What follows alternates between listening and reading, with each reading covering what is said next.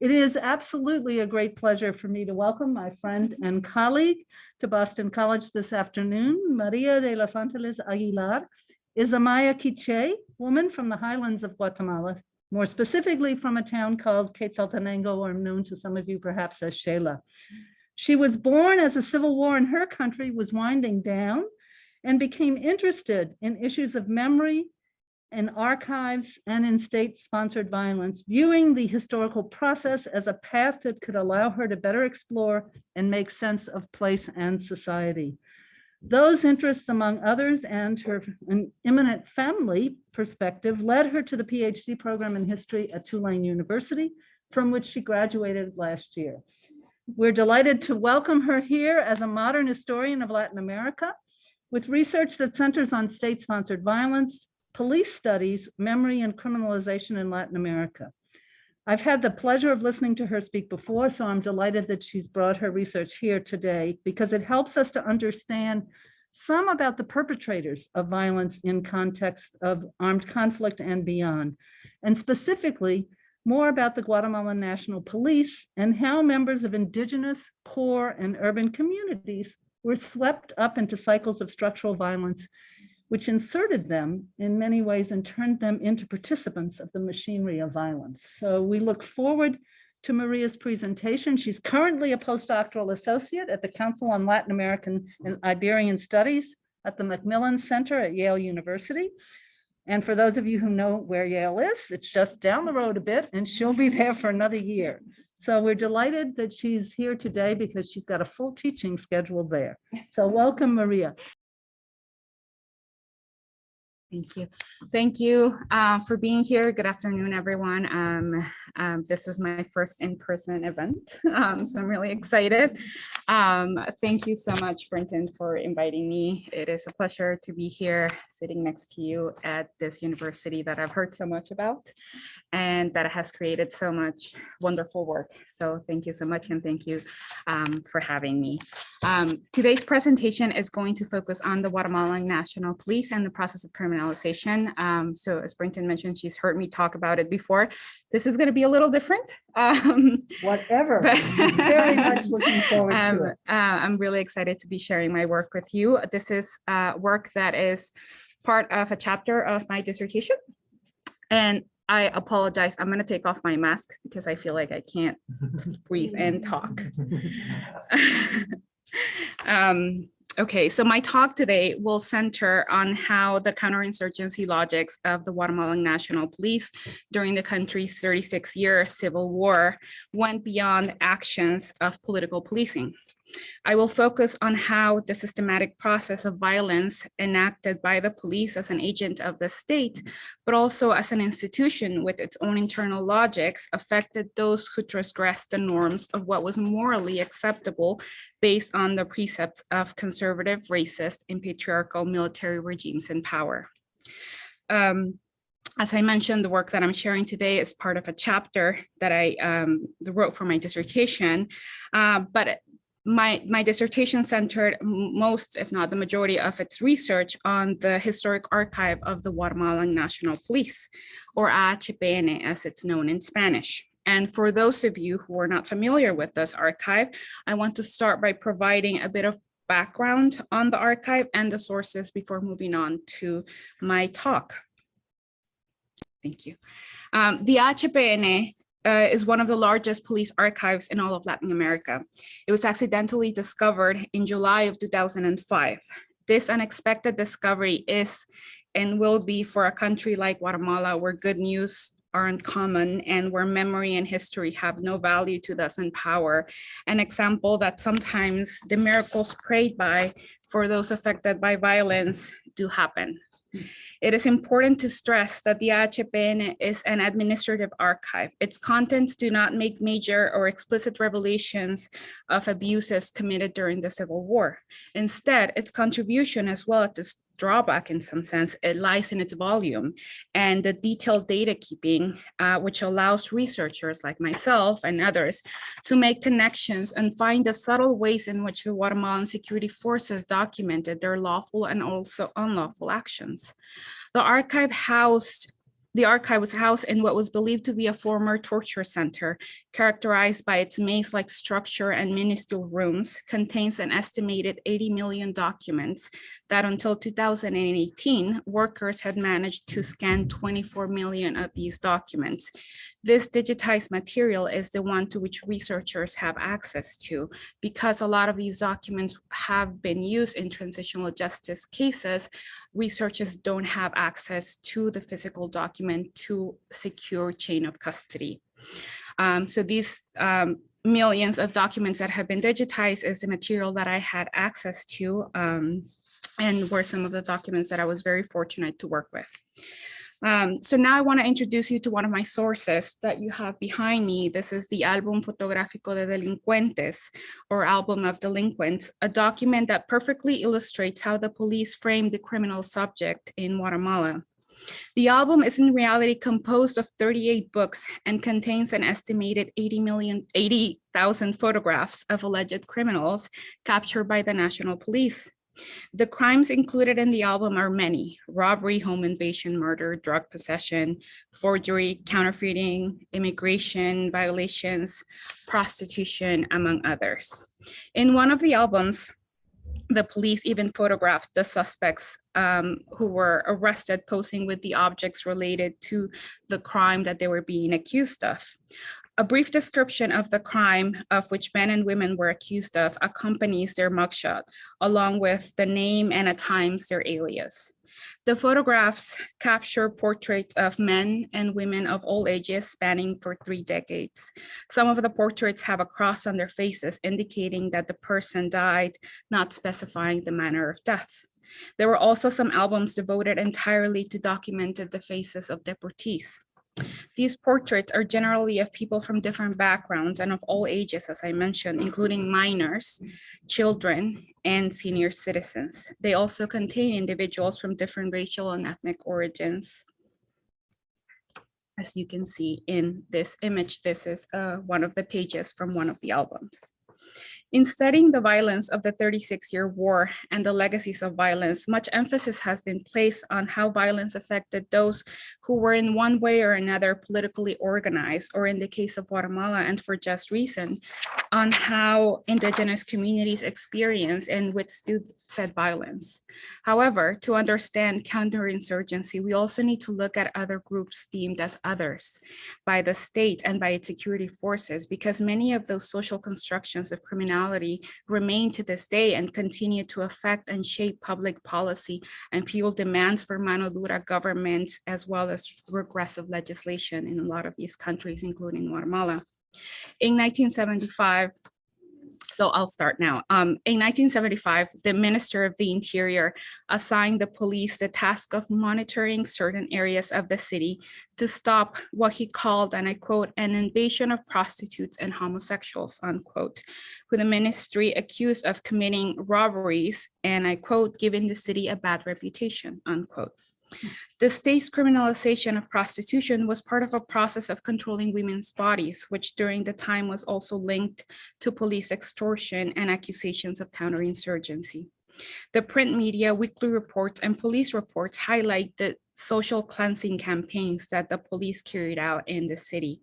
These campaigns, which the press reported on, took place in bars, in restaurants, in pool halls, or as the police referred to them, centers of vice. The police directed many of these cleanup operations to, and that were directed specifically against women working in prostitution, most of whom were reportedly foreign nationals and subsequently were deported after their arrest. The police referred to these women as, and I quote, people addicted to the lascivious life at odds with morality and the laws of the republic, unquote. Here, I want to pause and note that despite the hundreds of photographs of women arrested for prostitution, and you have some of them behind me, prostitution was not illegal in Guatemala. It is still not illegal in Guatemala today. In 1971, the National Police created the Drug and Narcotics Division, which policed crimes related to drug trafficking, but also prostitution, drunkenness, scandal, and brawls.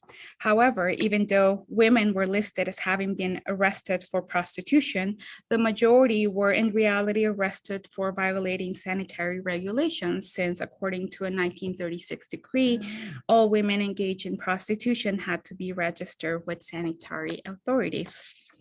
The regulation also determined that women were to dress discreetly and wear moderate makeup and were prohibited from gambling and drinking alcoholic beverages. Women who were not Guatemalan nationals were prohibited from engaging in prostitution in the country. Nevertheless, the institutionalization of an office in charge of controlling this practice and of policing prostitution offenses contributed to corruption and abuse of authority by police officers, corruption that the hierarchy of the army and the police knew about. The document on screen dates from 1979, and it was sent by the Army General Staff to the Director of the National Police, notifying him about police detectives who were extorting women engaged in prostitution by charging them fees in different brothels around the city. Thus, the fees paid by the criminalized women supported the corrupt police sector. Another document from 1984 reports dismissal and pressing of charges against 2 police officers of the narcotics section for having arrived at a massage parlor, which was understood to be a brothel, to demand payment from the employees of this place in exchange for not charging them as undocumented immigrants.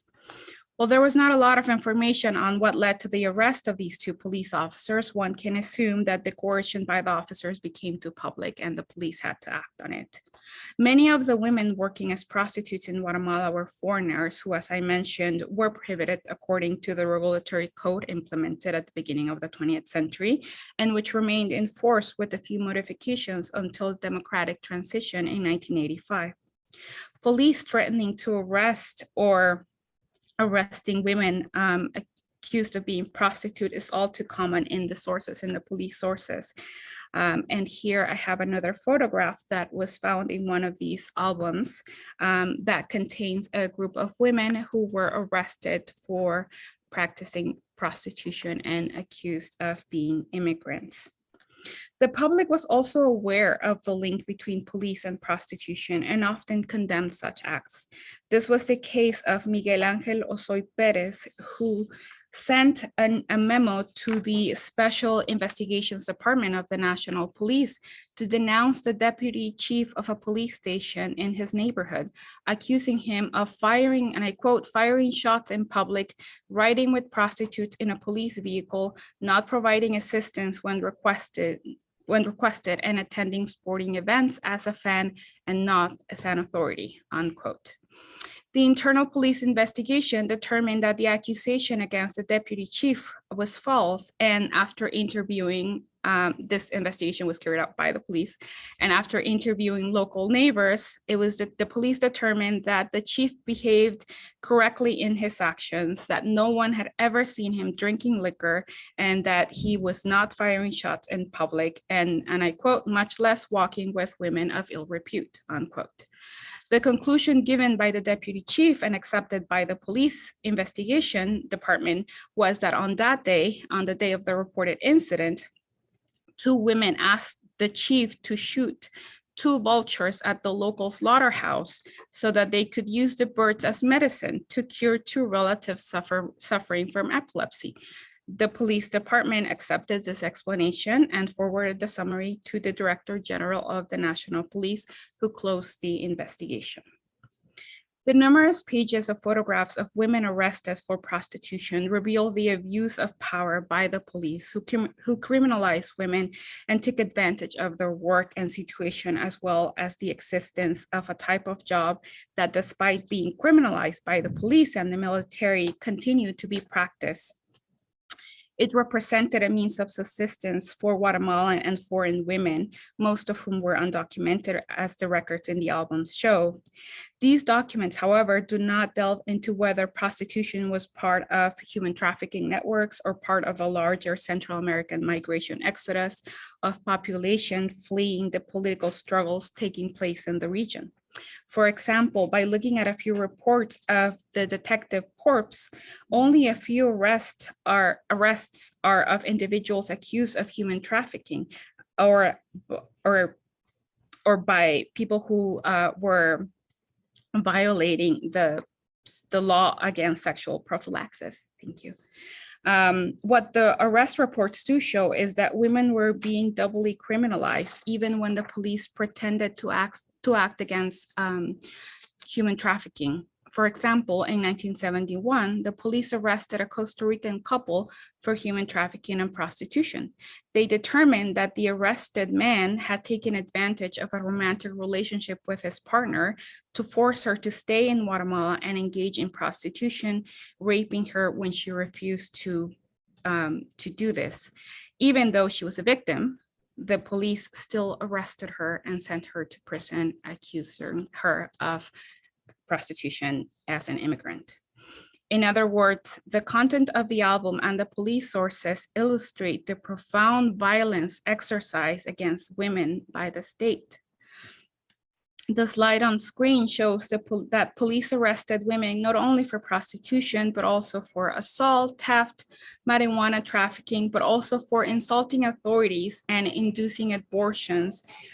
In some other cases, women were arrested for abandoning their homes. The ways in which the military governments controlled and criminalized women's lives and bodies at the time requires further research to understand the gender dynamics and criminalization of women during the war and how those practices permeate the way authorities treat women in the present. Addressing the criminalization of women is essential to understanding how gender oppression operated within the Guatemalan military state and how it continues operating today. One limitation of the 1998 and 1999 truth reports was the weak analysis on gender inequality and violence, especially related to the complex sexual violence perpetrated by security forces throughout the armed conflict against women of all ages. Women were victims of rape, of torture, and disappearances in both rural and urban areas of the country. And it is only until within the last decade that those crimes have reached courts and derived sentences, bringing the topic to light. However, the lack of available data regarding the violence attributed specifically to the National Police is also a problem.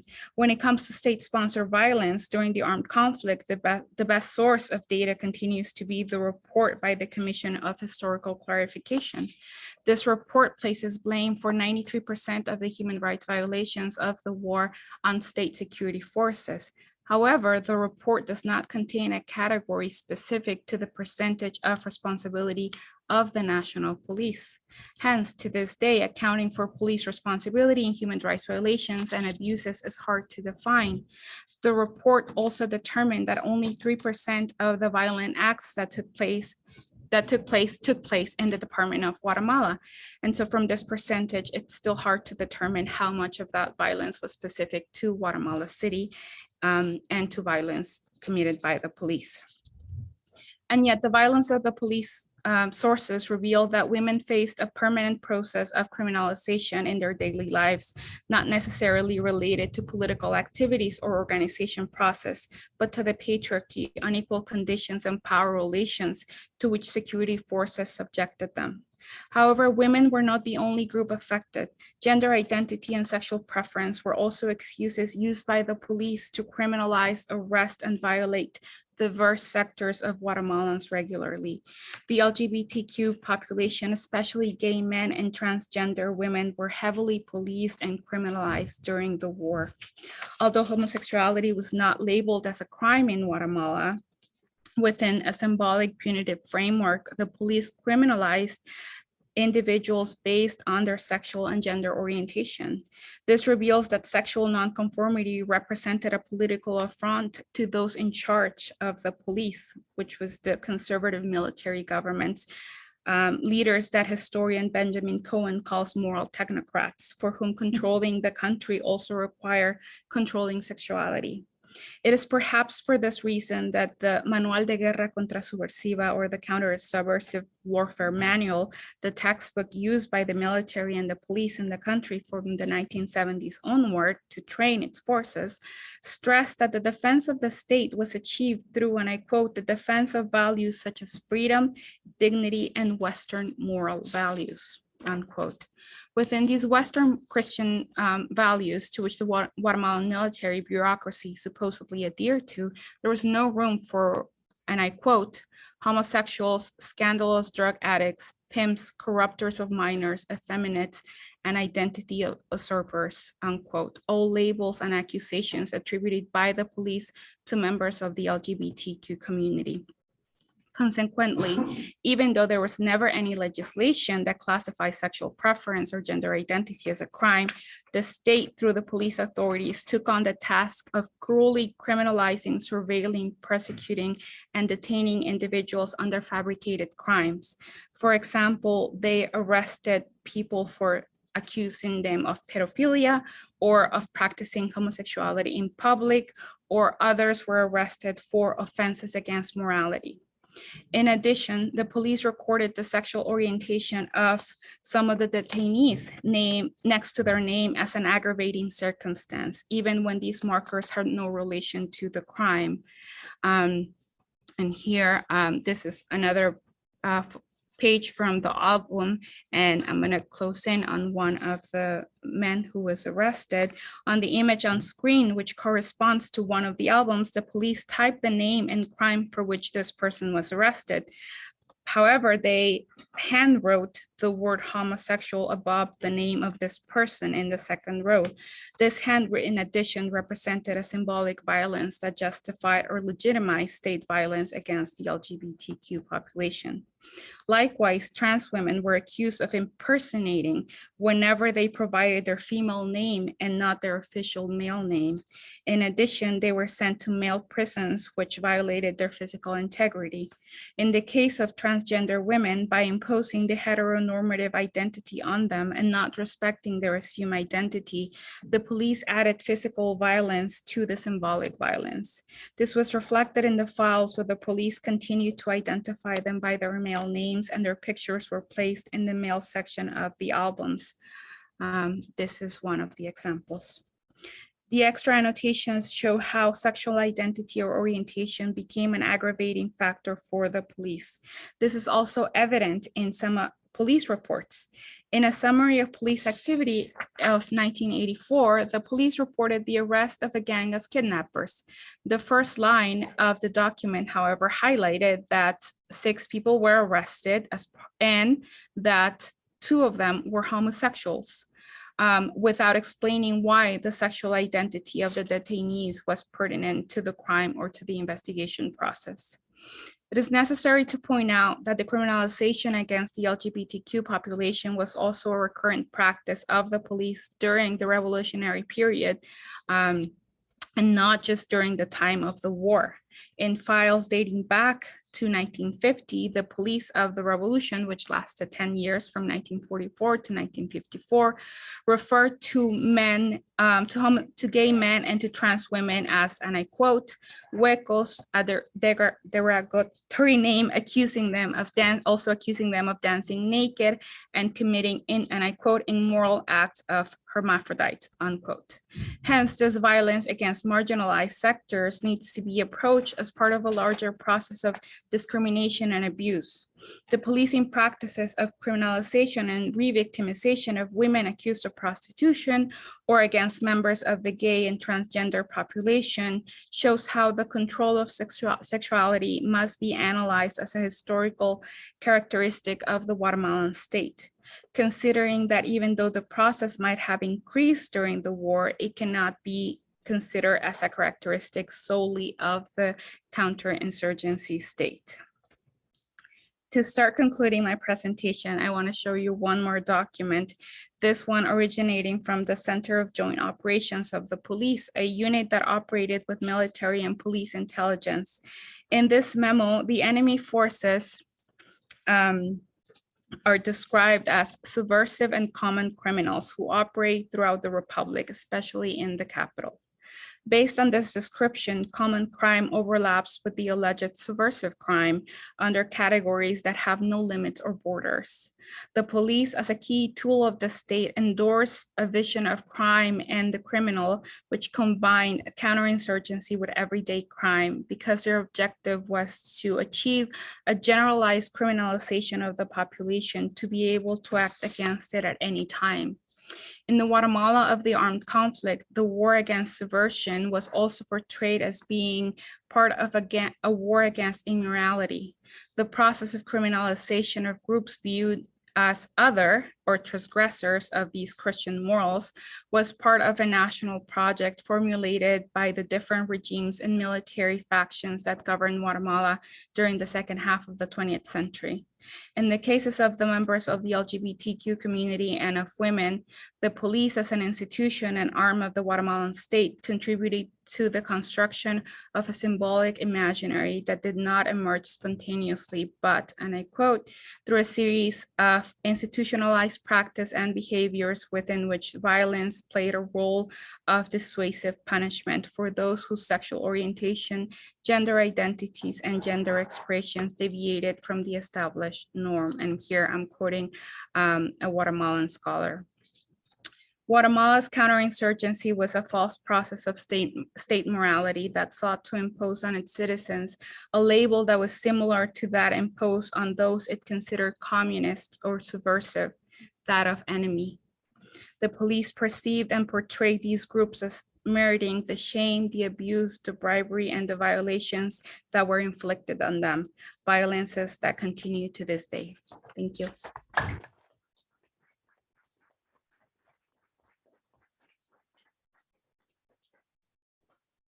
Thank you so very much, Maria. It was really an extraordinary presentation, and it added immensely to the earlier work, but also to my own understanding, having spent many, many years working in Guatemala, as many of you know, but in rural communities. And this urban examination is critically important to all of us for being able to think more integrally about the country and about how oppression was operationalized and targeting particular groups and then in coming together to target more massively. And I couldn't agree more with your conclusion. In order to understand the continuities and discontinuities of violence, it's critical to unpack some of this. So thank you for this provocative presentation. Now to you all, questions, comments, reflections. For students, we always start with you. That's because part of the free food thing. That's because we want to give you presents.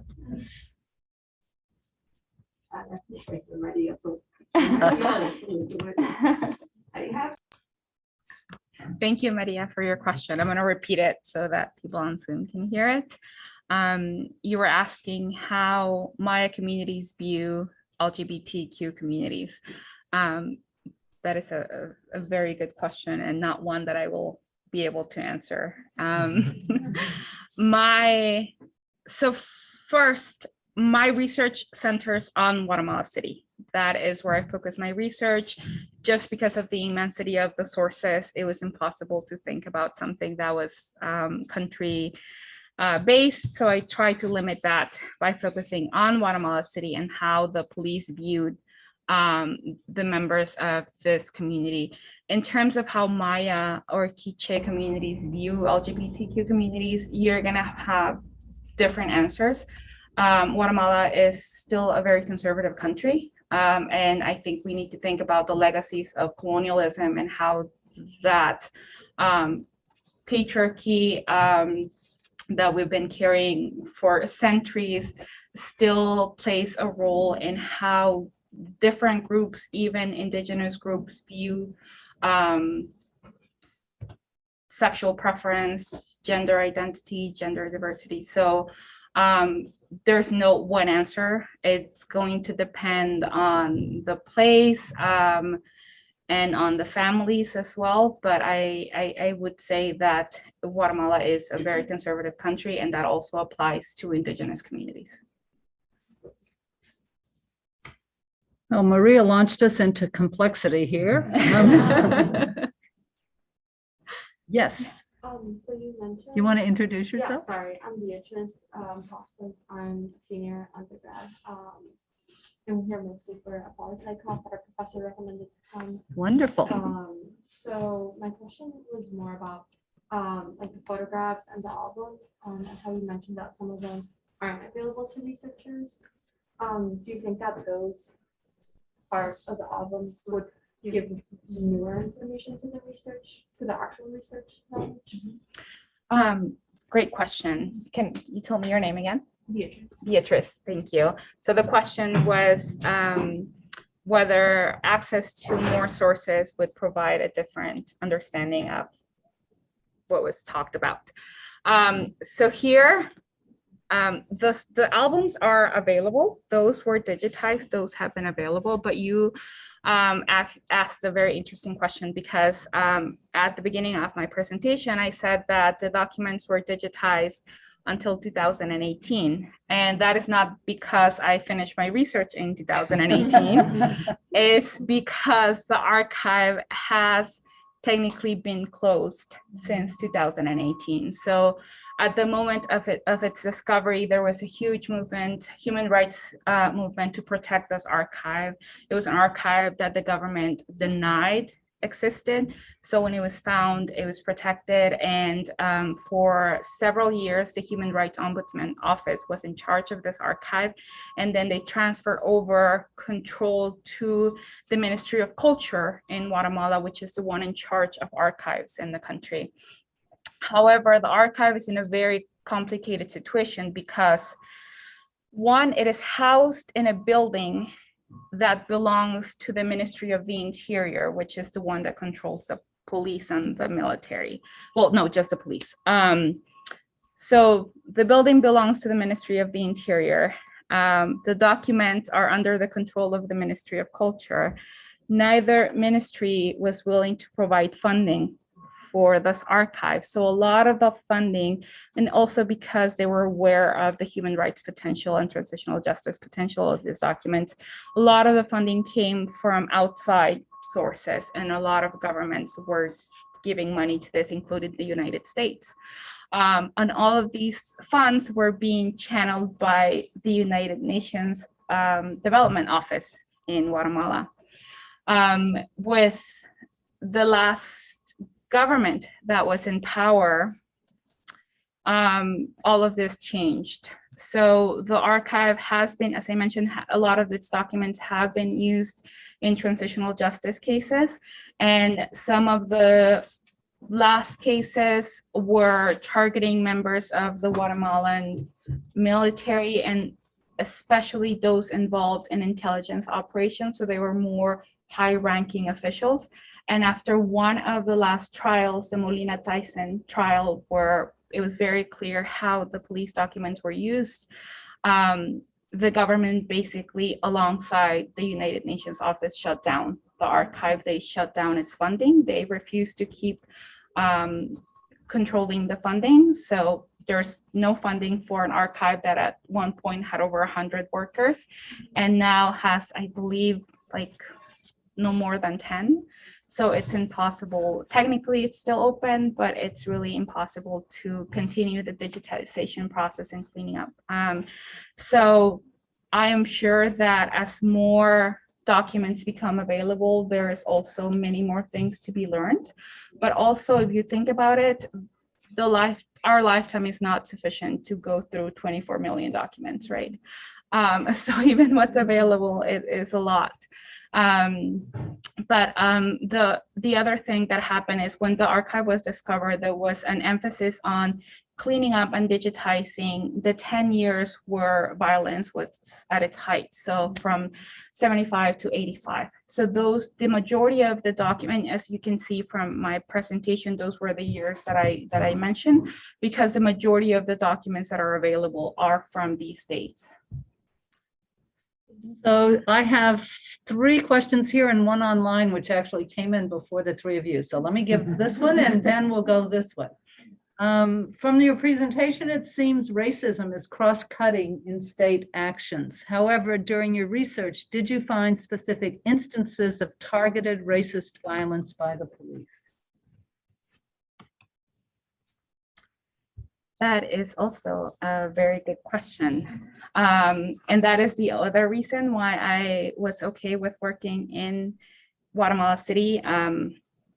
As an Indigenous woman, I feel some sort of pressure to focus my research on Indigenous communities. But to be honest, I was very interested in violence because I was very interested in understanding how the violence that affected so many Indigenous communities came to be. And so I decided that Guatemala City was also the perfect place to do this because there was a lot of internal migration because of the war, but also just because people move, people migrate.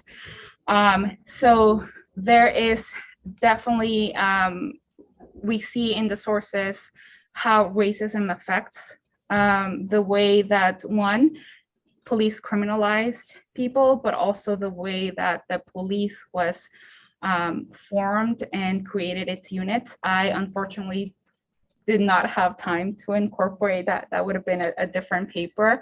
But in my own research, I look at how there were certain, in this process of criminalization, there were certain elements that the police looked at that were Indigenous, and that how they equated those with subversive. So for example, when they were watching people or controlling people, if they were wearing a morral, like a bag that's traditional Guatemalan, that a lot of Indigenous men or women carry, they would equate that with subversion. Or if a person was carrying a machete, that would also be equated with subversion, or with piles as well.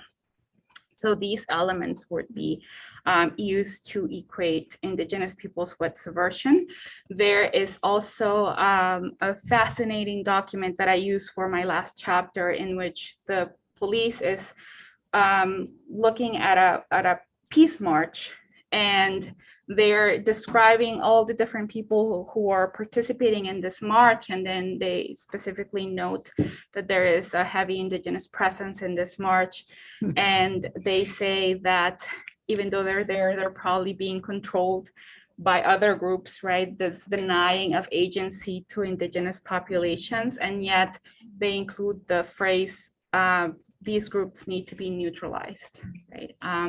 So definitely racism plays a role in how the police viewed a lot of these groups. I just didn't have time to include that in today's presentation. Thank you very much. Dylan. Hi, I'm Dylan. Hi, Dylan. I'm a student in mental health counseling, and I'm interested in work in terms of, I guess, like trauma enacted by not only like the United States policing and immigration process, but how that affects other countries too. And I'm wondering what sort of developments came about, like the historical developments of like the police and how they became influenced, if they became influenced by the United States enforcement, and then to what extent did a lot of that incorporate like the Christian ethics and the Christian ideals and more conservative ideals, and how that developed into the state that we're in now, where the police looks like there are now. Okay, so the question is how US influenced the police during this time and how that still affects today.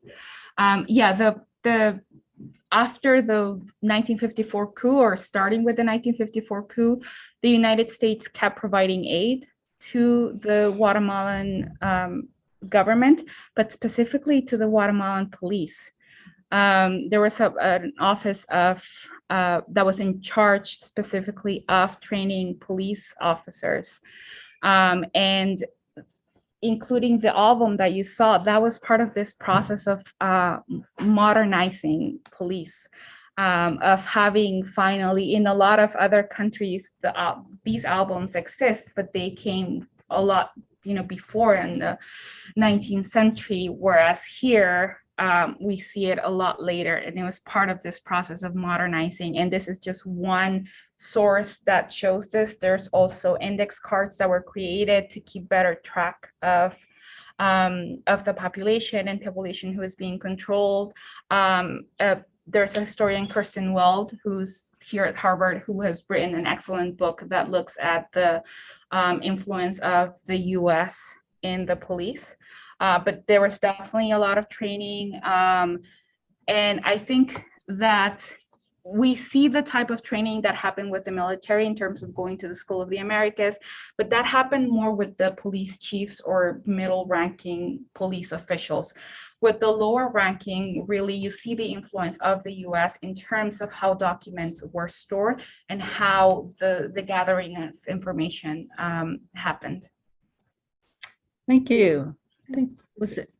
Thank you for your presentation. My name is JC Congress. I'm a student in the School of Social Work. I guess my question is, and this might be a little bit of speculation, so I apologize, but how unique do you think these processes are to the context of Guatemala City in this time period, or how far might you think they generalize out? Thank you. So the question is how specific these processes are to Guatemala City, or how general they are. Yes. No, I don't think this is specific to Guatemala City. I came across some photographs on the Mexican National Archive where they have gay men arrested, and these images are of them as a group being photographed in police stations in Mexico City. So in terms of the LGBTQ population, this criminalization happened. I know there's a lot of work coming out of Argentina that's starting to look at how these processes of criminalization happened. So I think that this was a region-wide approach at controlling, as I said, subversion, but also creating this vision of a nation based on what these military regimes thought the nation should be, right? And of course, heavily influenced by patriarchy and visions of family that we still see today in terms of laws that are being, a few weeks ago in Guatemala, there was a law that was almost passed that was incredibly repressive for women and for the LGBTQ population. So it criminalized abortion even when it was spontaneous abortion. It also prohibited schools or any sort of government office to talk about sexual education. It, even though it's not recognized, it specifically said that gay marriage was not allowed, not even gay union. So these are all laws that are trying to be passed, at least in conservative places like Guatemala. And I think that this that I talked about today is part of that legacy, but it's something that we've also seen in a lot of other countries. Dan. Well, thank you again for coming, and thank you for this wonderful presentation. I have to say I found it very moving and very evocative and convincing. And I want to ask you questions about the moving piece, and then I have a question about the convincing piece. Okay. The moving piece, first of all, the photographs, I don't know if others felt this way, but I found them very evocative and very moving, almost in also in an artistic way, by which I don't mean to trivialize it. I mean, the faces, the black and white, the writing. And I wonder if anybody has done anything more sort of systematically artistic with those things, because I think even standing just on their own, they're incredibly moving. And I think they make a lot of the points that you're making in some ways very eloquently, although silently. That was one question. The other was, I was wondering, looking at the dates, if in your research you have managed to find any of these women and follow up interviews with them, because it looks like they would probably still be alive somewhere, probably in the 70s or 80s, maybe, but still there. And that would be very interesting, including with the police officers. And all of that leads to the more complicated question that I have about this, which is, as I'm thinking about this, I was asking myself, what does this remind me of? And maybe this is similar to the previous question. I mean, it reminds me of Nazi Germany. It reminds me of many other repressive dictatorships where it seems to me there's almost inevitably this relationship between sexualized totalitarian control, or, use the term, I forget what the term was about bureaucrats. Technocrats of more. Technocrats. Yeah, more moralizing technocrats. So that's there. That's kind of inevitable. But it also reminds me of pictures that I've seen from the New York City police in the 1950s, where that situation bad enough as it was actually not related to a genocide and the civil, it wasn't quite the same. So I wonder how we separate those things out, or how I'm sure this is in your dissertation, so I just wondered if you could talk a little bit more about how you make those connections, and is it a causal relationship? Is it sort of a coincidence? Like, what is that relationship? And I'll just say one more thing about that I was thinking about Havana before the revolution, in that this idea of US involvement, on the one hand, there's the School of the Americas, there's the police, but on the other hand, there was the mafia. And there was the use of countries like Guatemala and Cuba as places where this, prostitution and gambling and things like that flourished. And that was oppressive in its own way. And that complexifies the narrative a little bit about what may have been going on here in the minds of some of these police officers. Not to justify it, but just to say there was also this other struggle. I mean, I happen to know about Carlos Marcello, for example, who was a well-known mobster from the US who got Guatemalan citizenship and went back to Guatemala. I don't really know what was going on in Guatemala City in the 50s and 60s, but I wonder if it was like what was going on in Havana in the 40s. Then there's another story to be told about that moralizing impulse that took root. They may have heard the question. Try Okay. responding. Because repeating it might. Sorry, I forgot we had to do that. Even I could not repeat it. Okay, so in terms of the photographs of something more artistic being done, I wish I was more artistic, because I wish I could do that. As far as I know right now, no one has worked with the album. So not that I know. So you undergrads. Yes, if you're Yeah, I mean, looking I'm for interested. You've done work with Right. photography before, and I think this is an incredible story. yeah. So there's lots of research possibilities here. In terms of follow-up, that would be amazing to follow the life stories and histories of specific people. I like to think about that in terms of a future project, just the immensity of the sources. And I mean, today I presented at half of a chapter, and I have 6 chapters in the dissertation. So I was definitely very overwhelmed with the sources that are out there. But yeah, I think that would be that's something that I've thought about, of following up with specific cases. But at the time, as I was doing this, it was not possible to do so. And in regards to your last question of how it reminds you of other instances in Nazi Germany, and also connecting it to the previous question, Franco's Spain was also criminalizing the LGBT population, and you have Lorca's case, right, that he was killed by the forces. But so Guatemala in the 50s was not like Havana in the 40s. Guatemala in the 50s was actually undergoing a revolution from 44 to 54. So there was a lot of progressive things happening: land reform, unions, health, so many changes. And yet, as I mentioned, there was still this conservative aspect of government that still criminalized these groups, right? So it also shows you the limitations of a government that is presented as being incredibly progressive. But it was different from what was happening in Havana at this time. In later years, I wouldn't say that Guatemala became this like gambling site for foreigners, but from what I found, at least in my sources, bars were seen as what I presented, a place where the police could use and get something out of the people working there. But they were also centers of encounter for members of the LGBT community, which is where they found themselves to be safe, where they could be themselves and not face repercussions. But also there were centers where a lot of, and this is, I talk in another part, where guerrilla members would go and meet, thinking that they would, be in a different place that was perhaps not so well known. So I think that